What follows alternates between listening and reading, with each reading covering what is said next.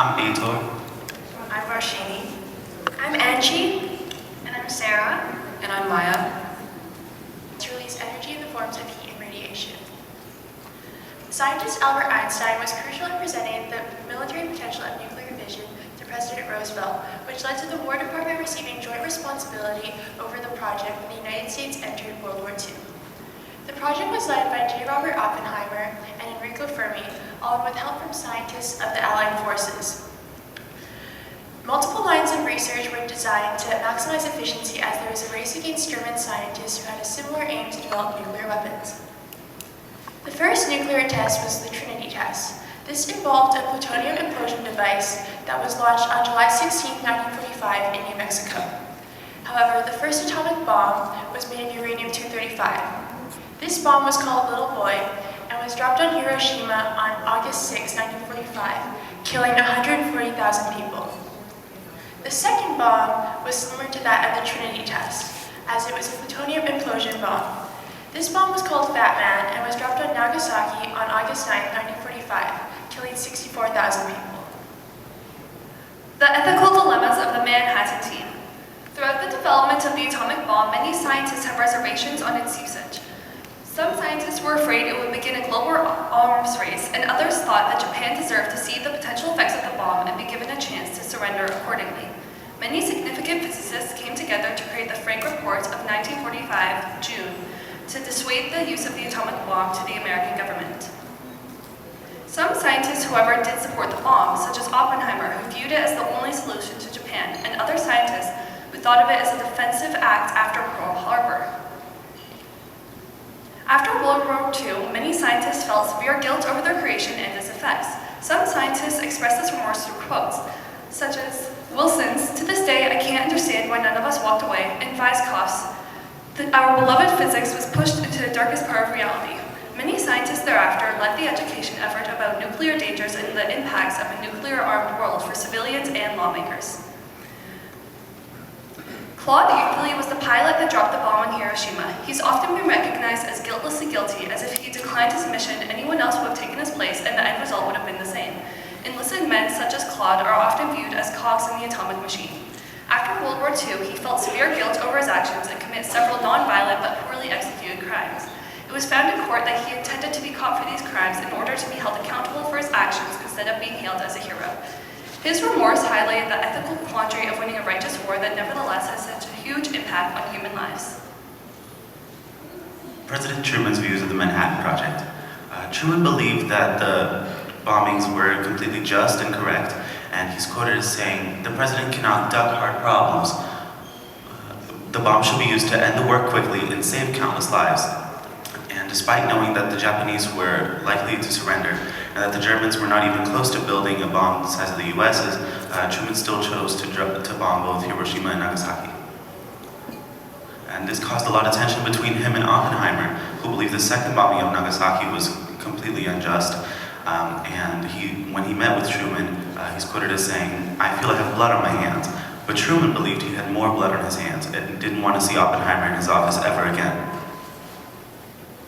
The Trinity test was the detonation of the first nuclear bomb, and it happened on July 16, 1945, in Jornado del Muerto, New Mexico.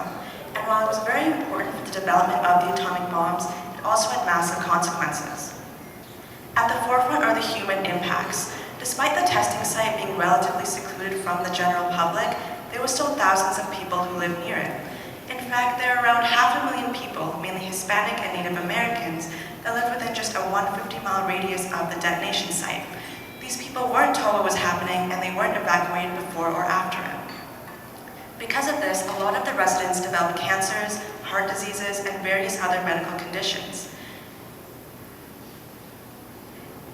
We saw a 57% increase in infant deaths, and despite the many complaints coming from the area, the US government did very little to monitor the affected areas. When it comes to the long term, again, the human impacts were massive. We saw this in continued issues of medical conditions, as well as questions of compensation.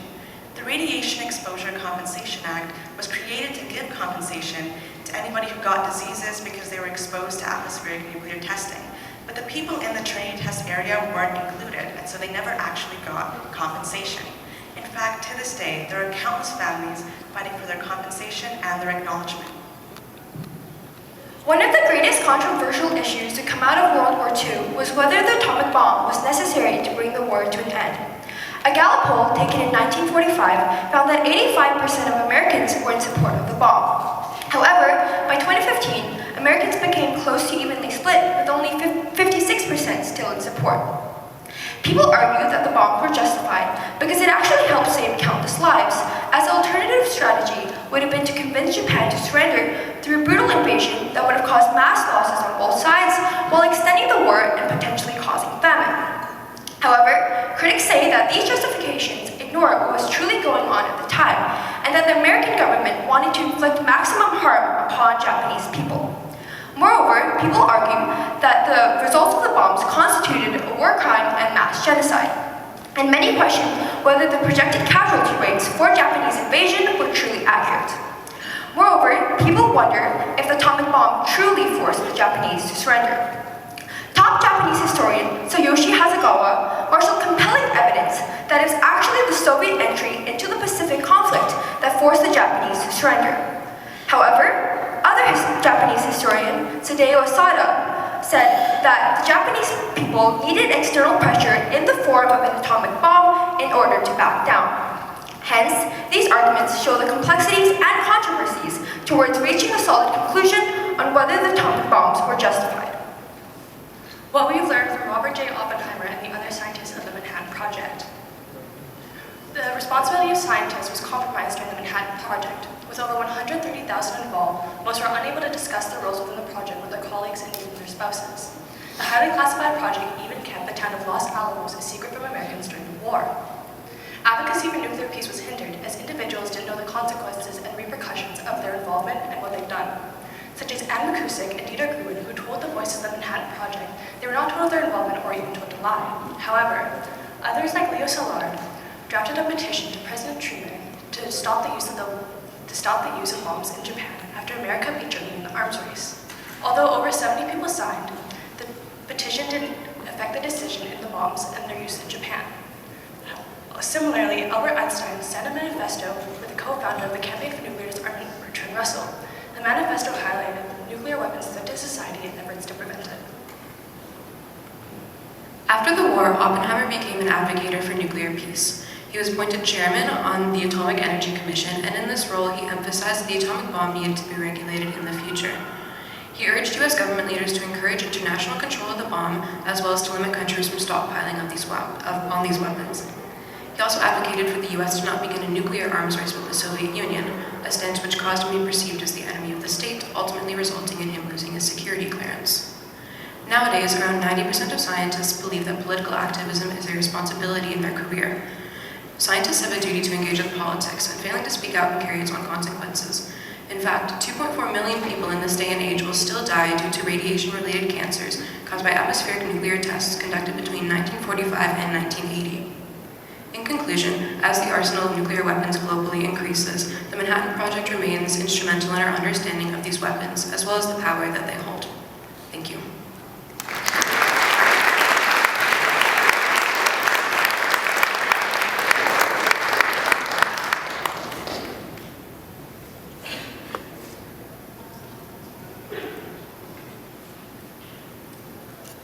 I think in the interest of time, we're not able to do the questions immediately after the presentation, but we'll have time today and tomorrow to have some collaborative work happen. Sorry, I should have mentioned that earlier. So once again, a round of applause for Grant Park. And we'll welcome our next presenters, Lord Selkirk. Regional, and I am Amelia. I'm Sophia. I'm Sydney. I'm Jacob. I'm Maddie. And I'm Carly. Today we have been given the opportunity to address the continuous developments of nuclear bombs and the devastating powers that comes with it.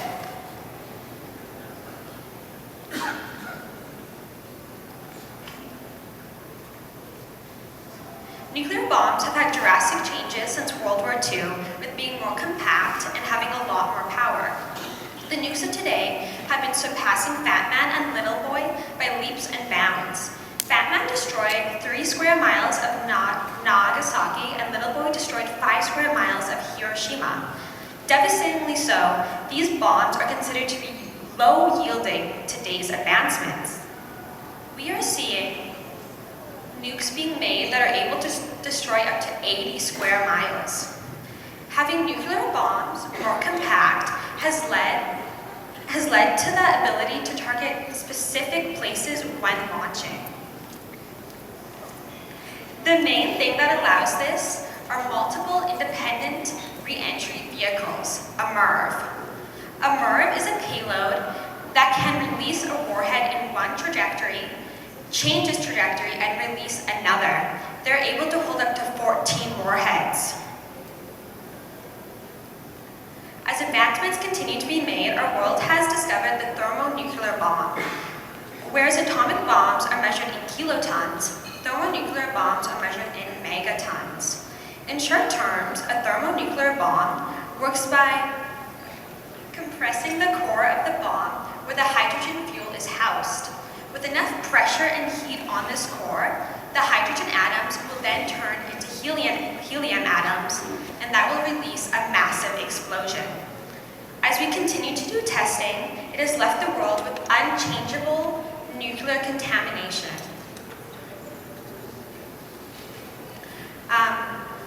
Such as soils near Nevada, which are a threat to humankind, to the Chernobyl accident. With so much nuclear testing, it leads to high chances of nuclear material being left behind. This nuclear material can be made into a dirty bomb. A dirty bomb has no actual nuclear reaction happening inside of it, but it uses explosives to then spread that material around. This makes the explosion less dangerous, but still very harmful.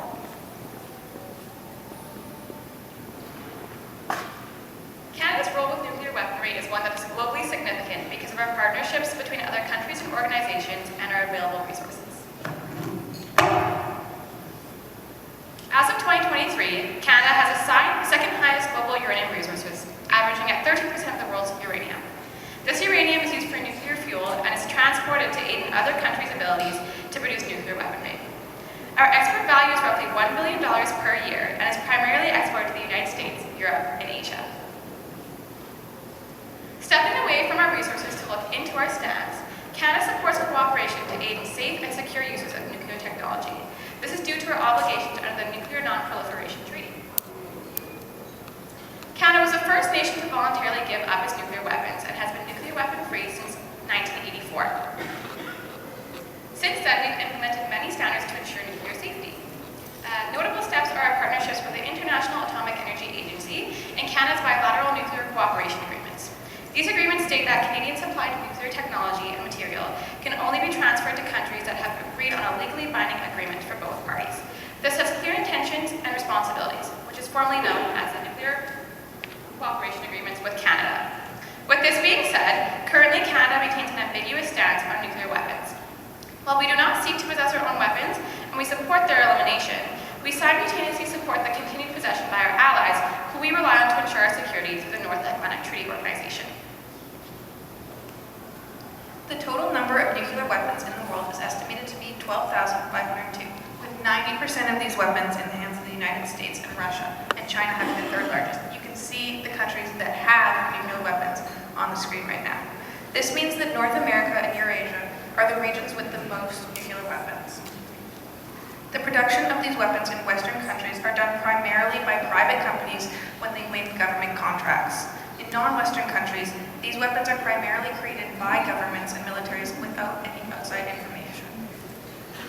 To create these weapons, uranium is needed. This is important to note as Kazakhstan and Canada are one of the largest suppliers of this ore, meaning that we are directly contributing to the presence of nuclear weapons in the world. The United States is one of the most nuclear-armed countries in the world. This makes Canada, the US, and Mexico one of the most armed regions globally. Canada and the US have multiple monitoring systems to prevent accidental misfirings. These systems typically work in tandem with multiple defense systems that litter the continent and the waters around it. Monitoring systems in use today are comprised of two major components. One, being multiple radar arrays and/or satellites deployed strategically to monitor the nation's airspace. And secondly, a base for processing all this raw information produced by the monitors is required. In North America, Canada and the US, our largest airspace monitoring organization would be the North American Aerospace Defense Command, NORAD. NORAD was founded in 1958 in the heat of Cold War tensions. It has multiple smaller bases located in Alaska, Canada, there's one right here in Winnipeg, and the continental US territory. The largest base is located in and beside the Cheyenne Mountain base in Colorado. Both bases, the Winnipeg base and the Cheyenne Mountain Complex base, are listed on the screen above. In 1957, prior to NORAD's full establishment, the distant early warning line was established. It was a series of radars in the Arctic north of Canada to protect against a surprise Soviet missile strike. Nowadays, NORAD has updated itself to the solid-state phased array system, this being their most recent upgrade. If a missile were to be misfired, NORAD would feed information to the multiple missile defense systems around the country. To touch on missile defense systems briefly, I would firstly say that a defense system in most cases incorporates the monitoring system and a separate system for managing the means of defense. Missile defense can be compared to hitting a bullet with another bullet. It's so complex and can be its own presentation. However, if disarmament were to occur, none of these systems would be needed, redistributing that money, $174 billion to $200 billion, to sectors and social services that need it.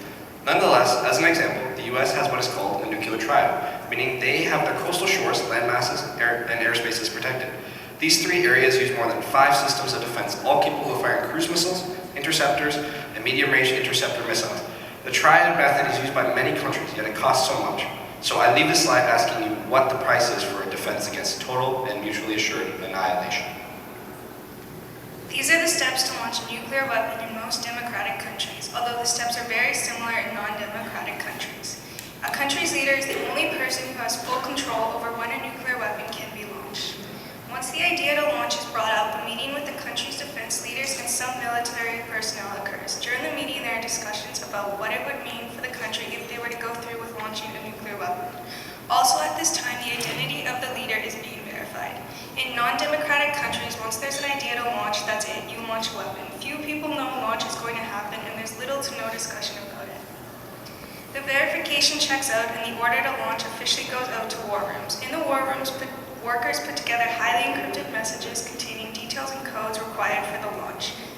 The messages are then broadcasted to the launch crews. Bases where the weapons are launched will receive the broadcasts and match them to the codes kept in the base's safes. Throughout the bases, there are 5 intercontinental ballistic missile crews. Also in the base's safes are keys in which is what actually launches a nuclear weapon. The IBM crews then take their keys and turn them to launch the weapon. Out of the 5 IBM crews, only 2 of them actually have to turn a key for a weapon to launch. Chain reactions. One of the greatest risks with nuclear weapons is how widespread their effects are. In a scientific sense, following the initial explosion and catastrophe associated with it, we will see long-term health effects such as cancer and genetic damage due to the ionizing radiation. A nuclear winter may also follow, blanketing the area in thick soot and smoke. This will cause the global climate to change drastically, causing a shift in temperature, ozone layer depletion, greater sun radiation, droughts, floods, and so much more. On the political side, nuclear weapons cause tension between nuclear-armed states because of the constant threat of a nuclear war. This stress increases the risk of use during disagreements because of the pressure to beat others to the first attack. Nuclear weapons are also a vacuum for government funding. Developing, manufacturing, and testing nuclear weapons is very expensive on their own. And in the scenario where they are used, the cost to rebuild and reestablish public resources, such as hospital, transportation services, cell phone towers, and more, would be catastrophic to any economy. Millions would also become displaced in the event of a nuclear attack due to the destruction and radiation risks. This would add to the already very large population of displaced individuals seeking refuge. Countries may also be more hesitant to take in these individuals due to a new unknown risk of doing so. For example, could they now become a new target for a nuclear attack? And finally, in a social sense, there is an overall lack of information regarding nuclear weapons.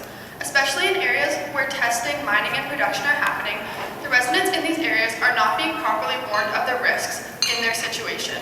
This leads to disproportionate consequences as these processes typically happen in developing and vulnerable communities.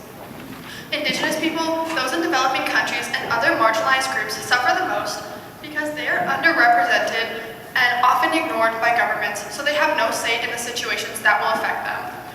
Our society also heavily relies on other countries to stay running.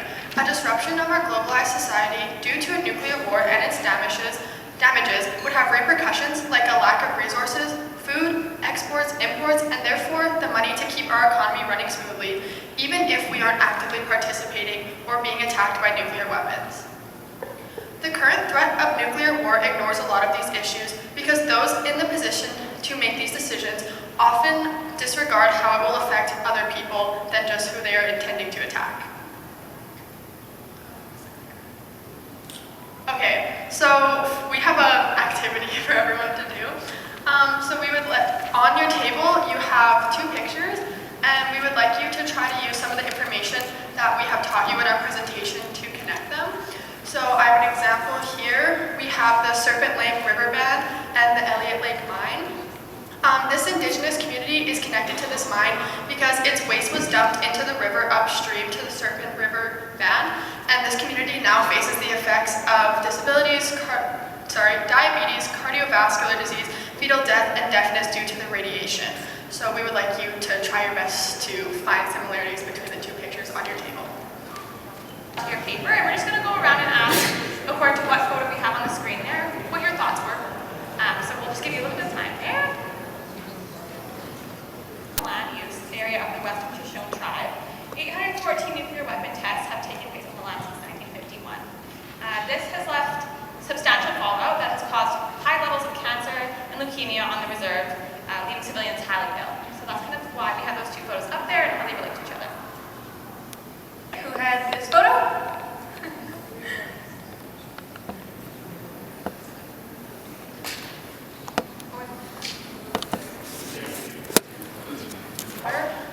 The Spokane Indian Reserve fears that Lake Roosevelt, which they heavily rely on, will become contaminated because nothing has been done to resolve this issue. Alright, so that concludes our portion of our activity and our presentation, and we just want to say thank you so much for your participation and attention, and we just wanted to say that given the current state of our world, we just want to remind you how crucial it is to stay informed and educated, and to use your voice to make a change, and if possible, to vote. Thank you.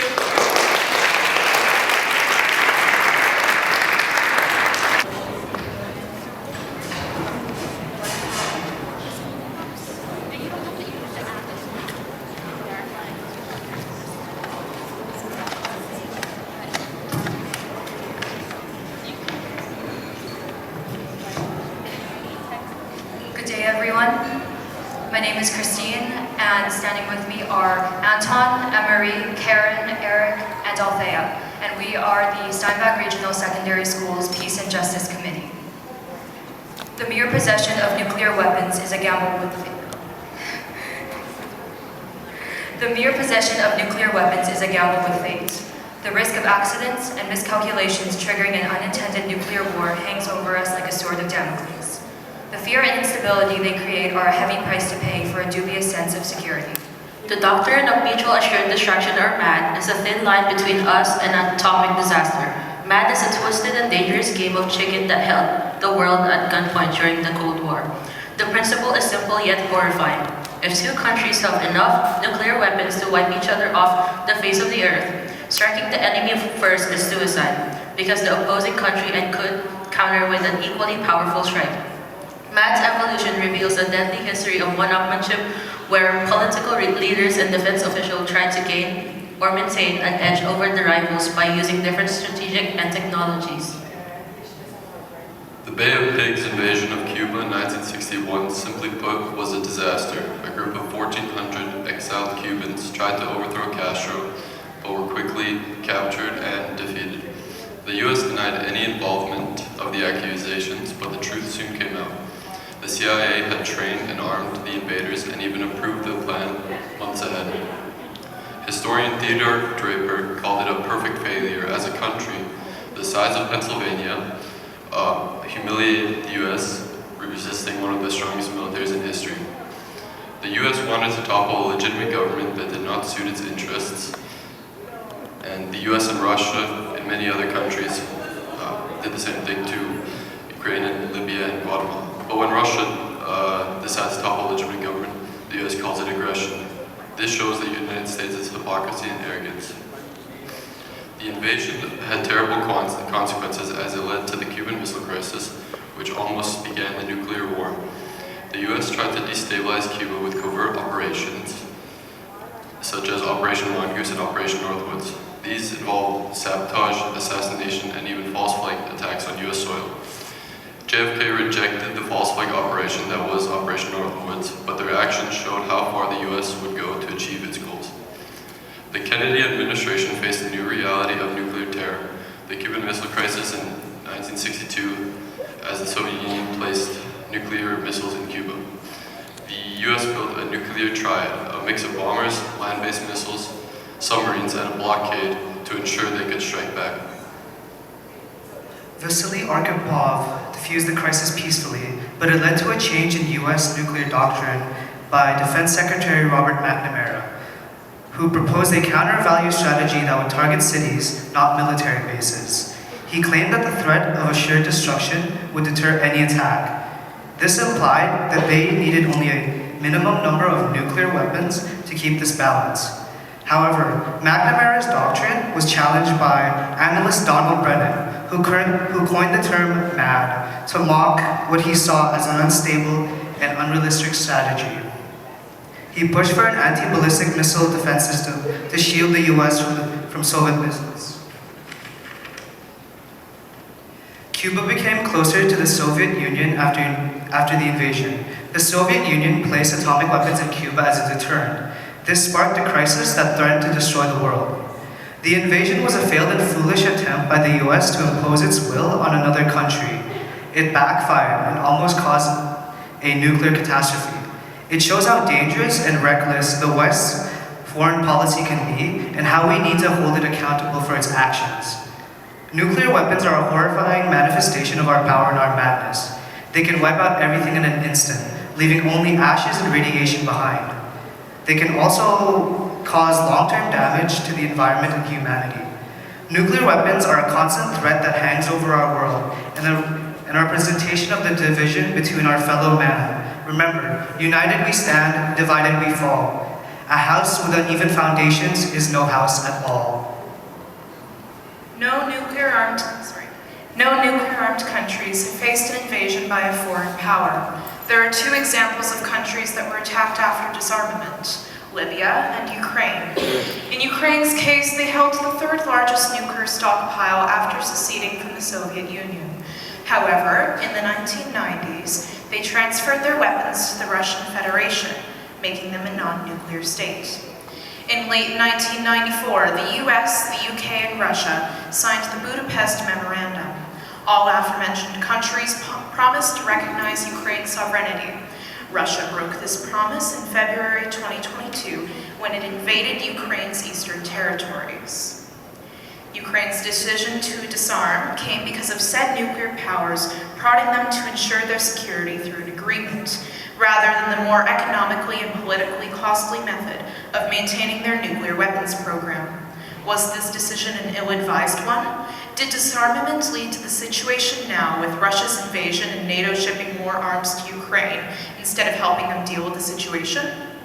Former Russian President Dmitry Medvedev heads a Security Council panel which coordinates arms production. He scoffed at Western claims Russia is running out of weapons and says that Russian arms industries have increased production. Medvedev said Ukraine may force Russia to use a nuclear weapon if their counteroffensive succeeds, and Russia's defeat in the war could lead to a nuclear conflict. He said, and I quote, "The defeat of a nuclear power in a conventional war can lead to the outbreak of a nuclear war. Nuclear powers do not lose the major conflicts on which their destiny depends." When Libyan former dictator Gaddafi began the process of disarmament in December 2003 to release American-imposed sanctions and improve Libya's relationship with the West.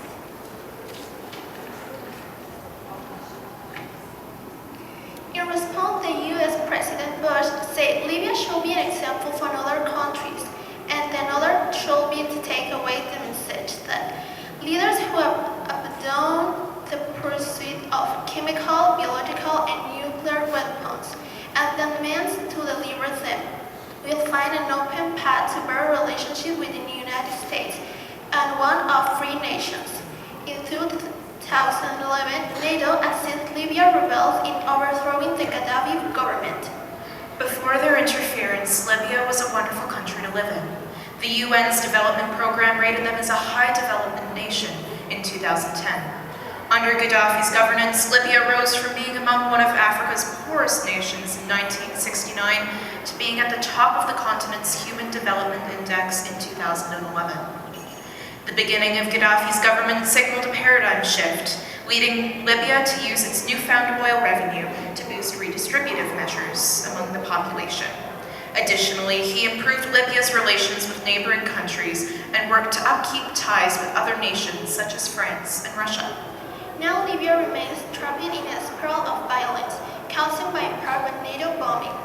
They made Libya into an example of another country's army that opposed the West, clearly sending the united message to not disarm.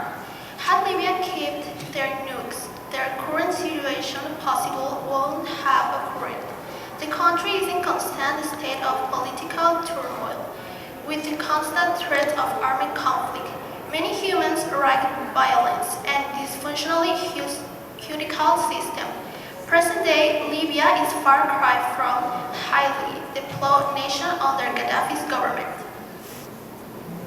North Korea's history with nuclear weapons began in 1980s and 1990s. The end of the Cold War led the North Korean regime to worry that its protective superpower might abandon Pyongyang. So increasingly, they saw nuclear weapons as a way to ensure security. North Korea was a part of the Non-Proliferation of Nuclear Weapon Treaty in 1985. Violating this treaty, they developed a military nuclear program and subsequently announced its intention to withdraw from NPT, assuring that they had no intention of developing that type of weaponry. Despite the sanction that weighed on the Asian nation, Pyongyang carried out 6 nuclear tests between 2006 and 2017.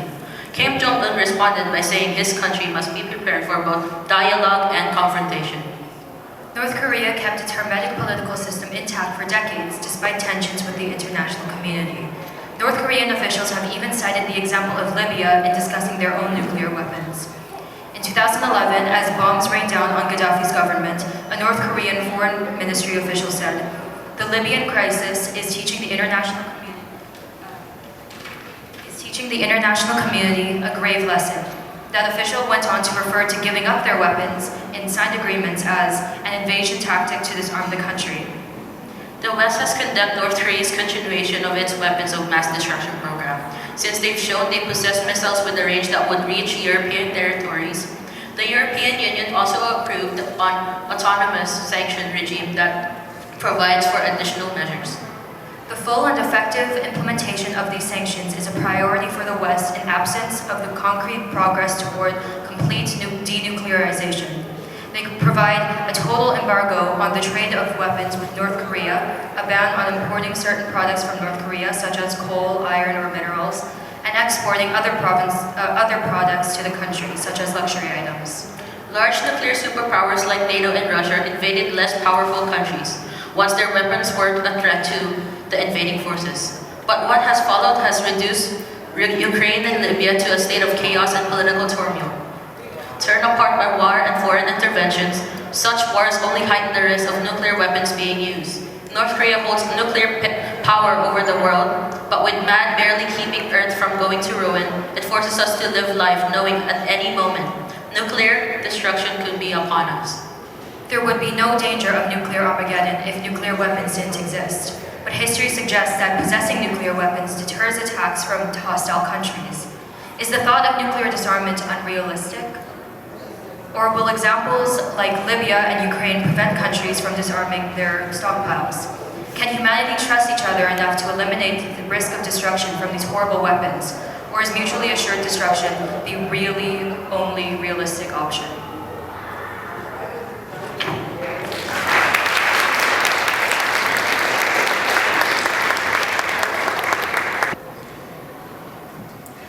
Okay, hello, we're Collège Louis-Riel. I'm Kiara, that's Gabrielle, Sirey, Erin, Gabrielle, and Madeleine. And before we start, a special shout out to Mr. Yanko and Mr. Van Ticklen for bringing us here. So today we'll be talking about the Treaty on the Prohibition of Nuclear Weapons.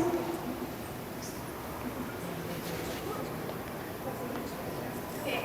We'll start off by describing what the treaty is and its strengths and weaknesses. Then we'll talk about the countries who have not yet signed the treaty and why Canada has not yet signed it. We'll be talking about if the treaty was successful in realizing its goal, the global security, previous international agreements, and the role of civil society groups. So, the treaty was first adopted on July 7th, 2017 by the United Nations.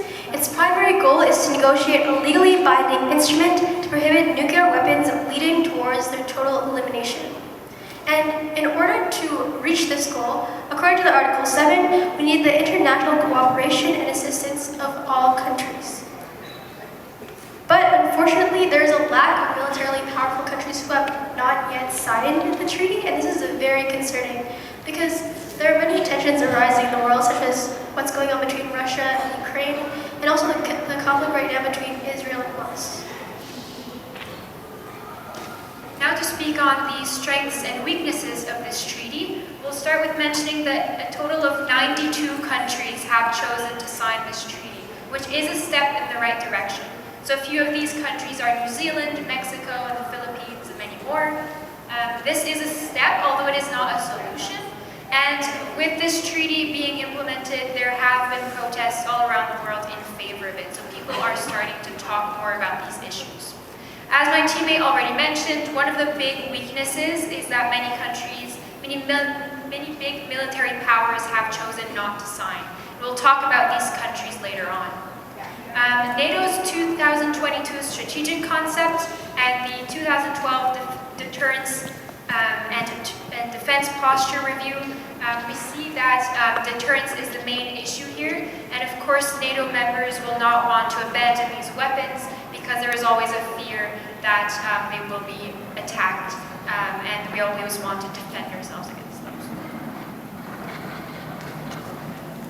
Here we see that the Treaty on the Proliferation of Nuclear Weapons has reduced the number of nuclear weapons in some parts of the world.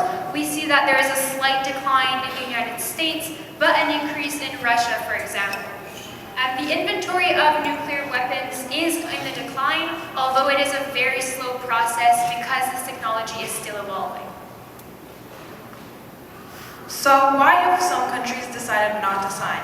As my teammates have already mentioned, there are a couple countries that have signed the treaty, such as New Zealand, and we will be seeing why some have not, such as Russia, the US, China, and Canada. Each of these 4 countries represented by each of my teammates. Russia was in attendance at the 2022 conference in Vienna. They said, in connection with the desire to put on a permanent basis the efforts to universalize the TPNW. As reported in the final document of the conference, we emphasize, Russia does not intend to join this agreement and believes that the treaty does not establish any universal standards. In March 2017, Lavrov, the Minister of Foreign Affairs, said, efforts to coerce nuclear powers to abandon nuclear weapons have intensified significantly recently. It is absolutely clear that the time has not yet come for that. Russia is in possession of 5,900 nuclear weapons currently. As of 2023, the United States remains the only country to have used nuclear weapons in any war, holding over 5,000 of them. As of 2022, over $40 billion have been spent on nuclear construction and maintenance. A quote from Antony Blinken, U.S. Secretary of State says, "We do not support the TPNW. Seeking to ban nuclear weapons through a treaty that does not include any of the countries that actually possess nuclear weapons is not likely to produce any results." And while 65% of the population does agree, the United States did not participate in negotiations, nor have they voted, and withdrew their support in October 2020. So China is another one of the militarily powerhouse countries who have not yet signed the treaty. In 2018, they've been voting against the United Nations, and 2020, their main argument was that, quote, it runs counter to the principles of maintaining global stability. However, despite all this, China still endorses the purpose of the TPNW and understands its demands of non-nuclear weapon states to advance nuclear disarmament. However, the fact that China has not yet signed the treaty proves to be very concerning because they own about 400 nuclear weapons and they spent about $11.7 billion to build and maintain nuclear forces. Since 2017, they have not participated in any negotiations. Here in Canada, the government has said that the treaty is well-intentioned, but it is premature. Mélanie Joly, our Foreign Affairs Minister, has said that Canada recognizes that the entry into force of this treaty reflects well-founded concerns about the unacceptable pace of nuclear disarmament. So that said, we recognize that it is a step-by-step approach, but Canada does agree that disarmament is the ultimate goal. Other political parties in Canada and different cities have been in favor of the treaty with protests all around the country. We see that many people here in Canada are in support, with 74% of people saying that they are in favor of this treaty. But as a NATO member, Canada has to consider this idea of deterrence. This is a quote taken directly from NATO's official website that says that as long as nuclear weapons exist, NATO will remain a nuclear alliance. The TPNW also raises multiple issues of global security. For example, it divides the nuclear-armed states from the non-nuclear-armed states, and it undermines the common goal of nuclear disarmament. Some real-life examples of global security issues are Putin's threats towards NATO concerning nuclear weapons. He has stated that this is not a bluff, and those who try to blackmail us with nuclear weapons should know that the weather vane can turn and point towards them. He has also declared that he will protect Russian land with all the powers and means at our disposal. There are also other treaties similar to the TPNW, notably the Treaty on the Non-Proliferation of Nuclear Weapons, or the NPT, which was opened for signature on July 1st, 1968, and entered into effect on March 5th, 1970. The treaty was designed to prevent the spread of nuclear technology. The Government of Canada has expressed its support for the treaty and has stated that Canada seeks to halt the spread of nuclear weapons, reduce existing stockpiles, and irreversibly eliminate them. Civil societies and actions. In other words, how we can help. Firstly, it is important to note that we play a critical role in strengthening nuclear security. We can do so by helping create innovative ideas, using our experts and knowledge hubs as knowledge hubs and educators. We can encourage our governments to act and hold themselves and other industries accountable, and we can promote dialogue and partnerships like we are doing here today. Sadly though, we do have a couple of weaknesses, such as limited financial resources and lack of access to sensitive information. One of the resources we do have is ICANN. ICANN is the International Campaign to Abolish Nuclear Weapons, a coalition of non-governmental organizations promoting adherence to and implementation of the United Nations Nuclear Weapon Ban Treaty. In the coalition, there are just under 70 nations and around 650 partner organizations. The campaign even won the 2017 Nobel Peace Prize.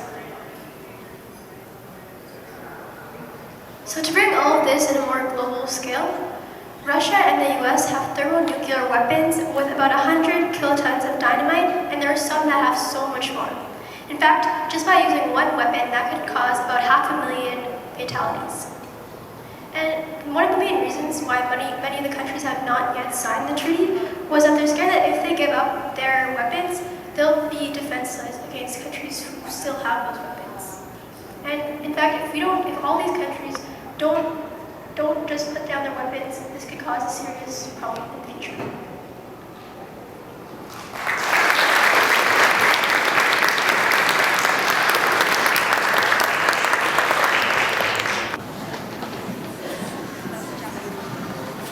Hello, you guys. Today we're talking about the impact of nuclear weapons, waste and destruction. My name is Betty. My name is Luca. My name is Juliana. I'm Amelia. I'm Eden. And I'm Cole. As we all know, humans are made to discover, to be curious and yearn to know and understand things, and which is made clear by all of us gathered here today. But one of the greatest threats of discovery is at an all-time high with a new type of power called nuclear fission. Nuclear fission is when a single particle hits the nucleus of fissile material like uranium-235, splitting the atom in half, which in turn releases enormous amounts of energy. Well, unless you consider 0.0000, whatever. It's not a law on its own, but the chain reaction caused by nuclei splitting and igniting each other is a threatening amount of absolute power. Okay. Just as in any new innovative ways to use energy, there is a process in harboring it. 85% of uranium-235 is mined from 6 major countries, one of which harbors nuclear weapons, while the rest of the country's people, resources, and environment are exploited for it. Does anybody have a guess which countries hold the abundant amounts of uranium? Yes. And does anybody know which countries exploit them for threatening purposes? I see someone in the back trying to raise their hand. Russia. Yeah, nice job.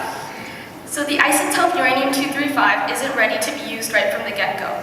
Uranium has to go through a refining and enriching process, which involves converting the uranium into gas and inserting this gaseous form into a fast-spinning cylinder called centrifuges.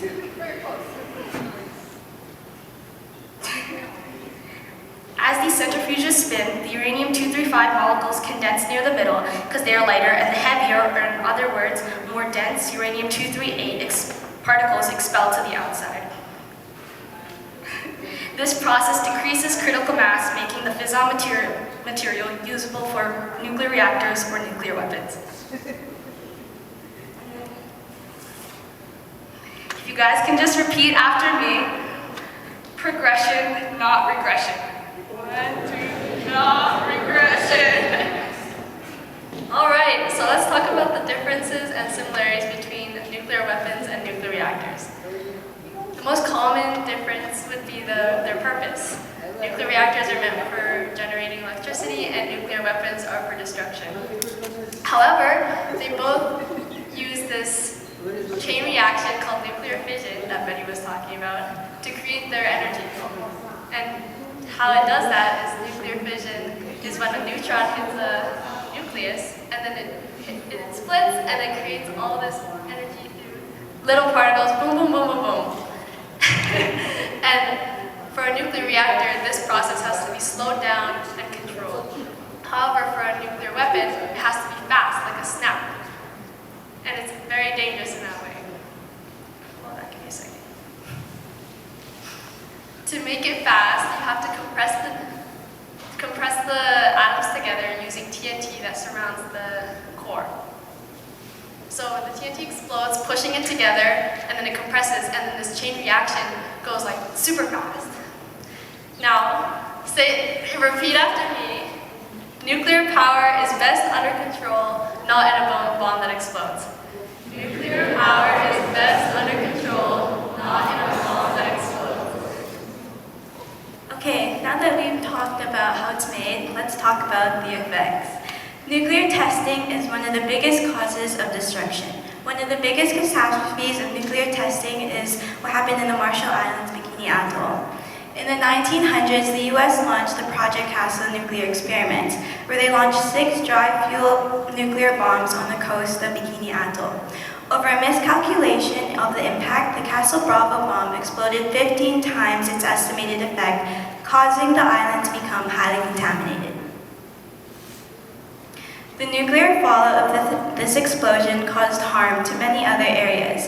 Contaminated water, coral, and debris spread all over southern Asia, and the fallout that spread all over the island impacted the lives of so many people.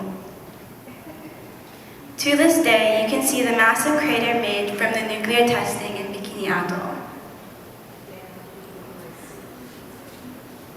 These people were forced to leave their homes for 6 months. The US government extorted their rights to sacrifice their lands for nuclear testing. They were treated like guinea pigs, given medication studied on to determine the effects of radiation on the people. The people there experienced severe radiation sickness, itchiness, vomiting, fatigue, developing illnesses such as cancer and thyroid tumor.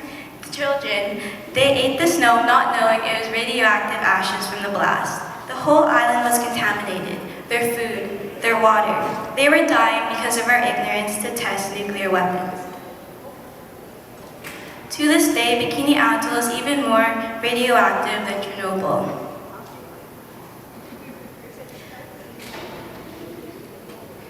The reason why countries are inclined to test underwater is because the ocean is like a capsule, so it can hold a lot of radiation and materials, and it kind of blocks it in from the atmosphere, or so it seems. Somehow, nuclear testing will still manage a way to harm us. The radiation kept in after the blast contaminates the water. Our oceans are increasingly radioactive, and the accumulative radiation affects our food sources. Our marine ecosystems are affected. The shock waves send animals' instincts into chaos. Their survival, communication, navigation, their cycle is disrupted, and in turn, it exposes potential risk to us as part of the food chain. Another main testing method is underground testing. While it may be hidden from view, just because you can't see it doesn't mean it's not there. These craters, they're proof of the effect of underground testing. Notice how this soil is contaminated. Notice how there's no water or plants around. If there was, it would have been highly radioactive too. The shock waves of underground testing disrupts the Earth's core, leading to earthquakes, loss of ecosystems, and these huge craters in our land. When the ground heats up, it'll seep right back into our atmosphere.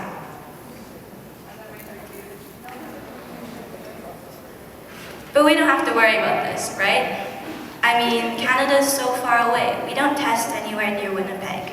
We're safe. No. Nuclear testing causes so many consequences, and not only in the areas that it took place. Places like Kazakhstan, Nevada, Fukushima are still radioactive and so highly contaminated. And even though it may seem so far away from you and me, we all suffer all over the world because of the consequences of nuclear testing. The air that we breathe, the water that we drink, the environment that we see. Every day we're exposed to a little more radiation, and that is the effect of nuclear testing on all of us. So, repeat after me. In the air, underground, or under the sea, nuclear testing is never radiation-free.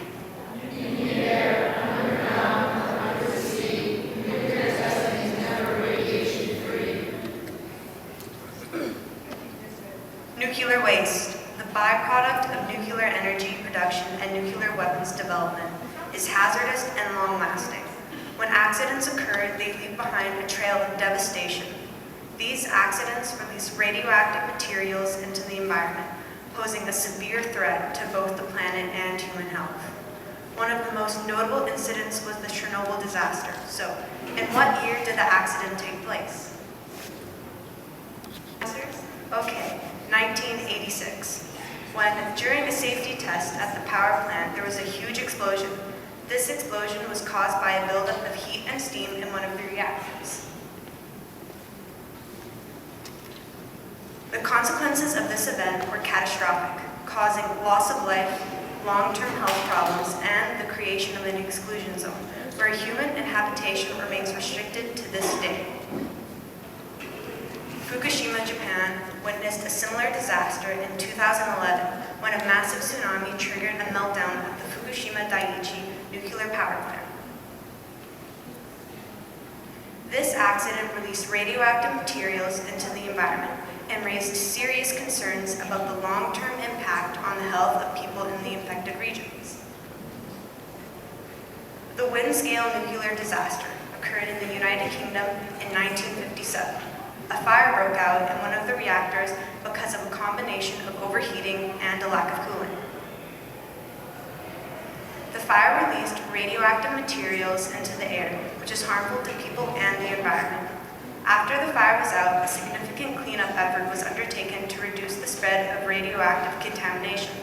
But cows in the nearby area still managed to graze on contaminated grass, and their milk became contaminated with radioactive particles.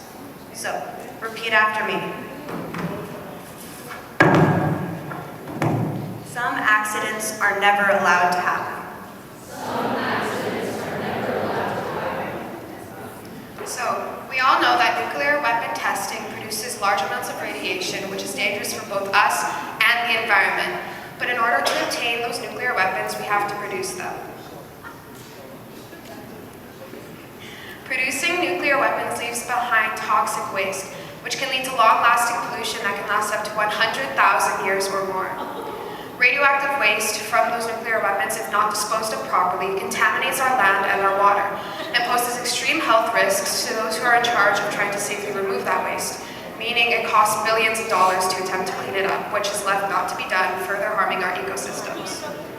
The well-known toxic waste dump site is located in the southern Ural region of Russia, Lake Collegiate. It was a former toxic waste dumping zone and is known to be one of the most polluted sites on Earth, and it's said that if you spend an hour nearby the shore of the lake, the radiation could kill you. But on the plus side, that probably means the lakefront property is very cheap. A 1994 analysis was done by Norwegian and Russian scientists, and they found traces of radiation in the soil, the water, and even the marine life living in the river system, showing that that pollution spreads, and even though we think it's happening in one place and that we're safe from it, we're not. So I know I said that the production of nuclear weapons causes pollution, but let's take it a step further and talk about when we extract uranium. So here in Canada, we are home to many uranium mines, with the majority being located in northern Saskatchewan. That is also where Dene and Cree communities are residing. But an extractive mining industry is looking to dump its toxic waste into these communities, which is displacing people from their homes while their rights are being trampled on. And it's not just the toxic waste that's affecting them. The uranium mining is contaminating their groundwater, and it's dispersing radioactive gas and dust into the air. And the processing of the uranium ore is leaving behind 85% of its radioactive tailings, which is making it unsafe for these people to live in their own homes. So we see that from the very beginning, when we extract the materials to produce nuclear weapons, the impact is it's significantly impacting the people and the environment. So, I want you guys to repeat after me. No nukes is good news. No nukes is good news. Okay, so after hearing some of the negative impacts and accidents of nuclear power from Amelia, I'd like to know who here wants a nuclear power plant in their neighborhood? Nobody? Okay, that's sort of what I expected, and I don't blame you. You see, similar to our presentation, the media has pushed the negative aspects of nuclear energy, leaving out the good, positive qualities. And there are some, so I'm going to explain some of them to you today. First and foremost, nuclear energy is extremely efficient, with one uranium fuel pellet, approximately the size of your fingertip, being equivalent to burning 1 ton of coal.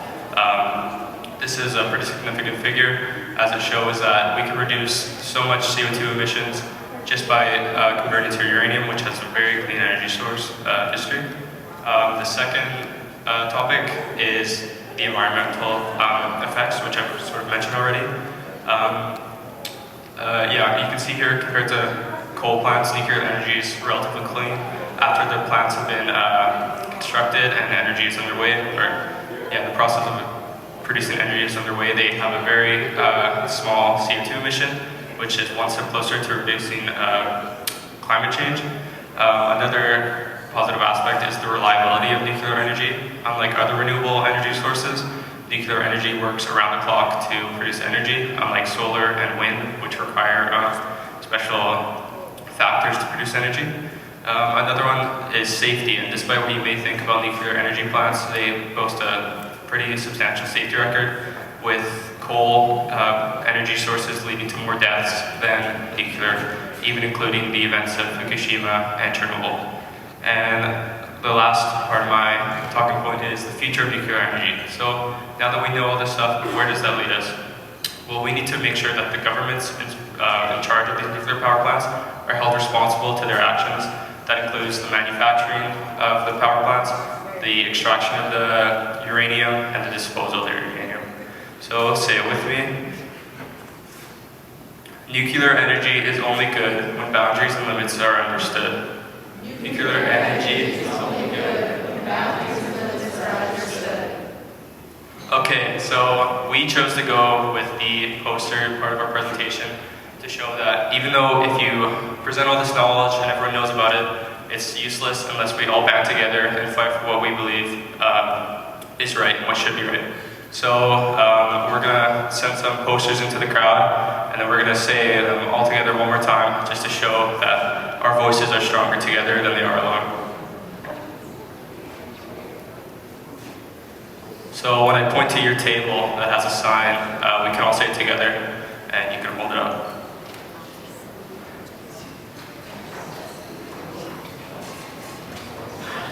Okay. So we will start with that group right there. So, everyone say it together. Not regression. Okay, and then we'll go to this group next. Just maybe show it, yeah, everyone else. Okay, 3, 2, 1. In the air, underground, or under the sea, nuclear testing is never radiation-free. Perfect, and then we'll go to that group right there. So, 3, 2, 1. Nuclear power is best under control, behind a bomb and explodes. Okay, and then we'll go to the green group right there. So 1, 2, 3. No use is good news. And then we have this group right here. Accidents never allowed. And then finally we have this one right here. Nuclear energy is only good when boundaries and limits are understood. Thank you for listening to our presentation.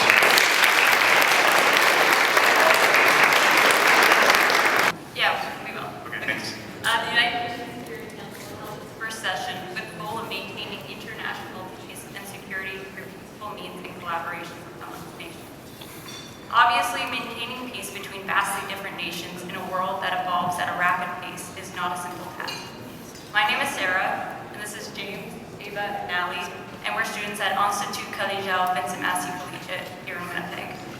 Today, we'd like to discuss topics surrounding the United Nations Security Council, such as the power they hold in eliminating nuclear weapons, the lack of representation for underdeveloped nations, as well as the next steps that the Security Council must take to reform.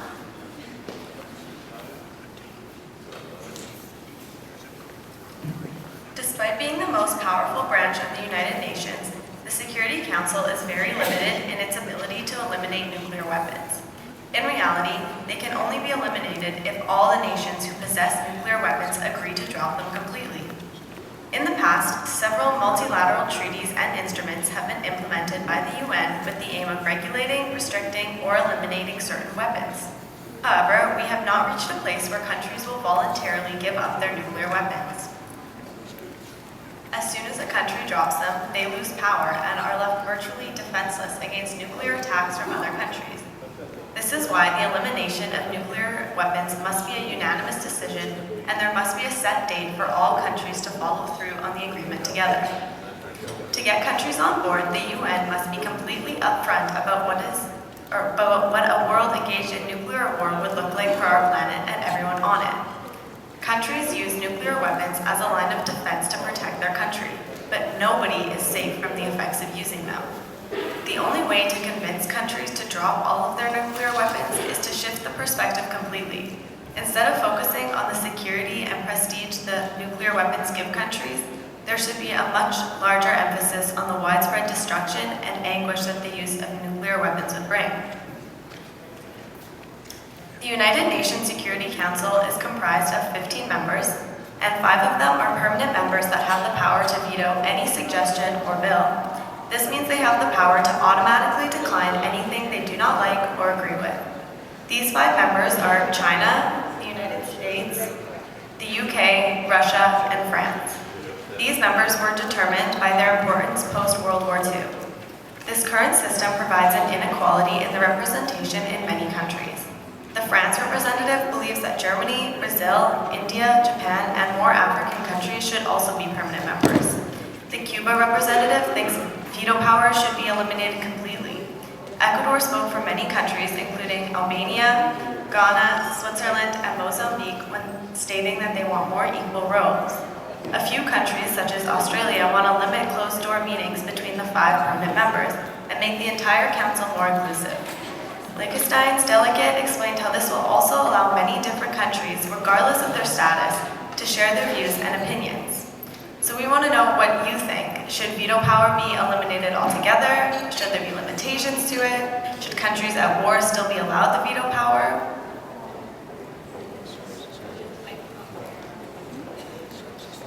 If anyone has any comments about that, there's a microphone being passed around that they can share. So I'll just go around right here. Introduce yourself. I'm Ephraim, and I have a question for you. Do you think that these 5 countries have the right to possess this right? And we all know that these 5 countries have nuclear weapons, right? And these 5 countries have the veto power. And do you think this is fair? Well, in my opinion personally, I don't think that there should be a veto power at all, because that kind of it defeats the purpose of having this council at all. We should have representation for all nations, not just the ones that hold the most power. Because just because a country is underdeveloped doesn't mean that the people in the country are less important than the countries that hold all this power.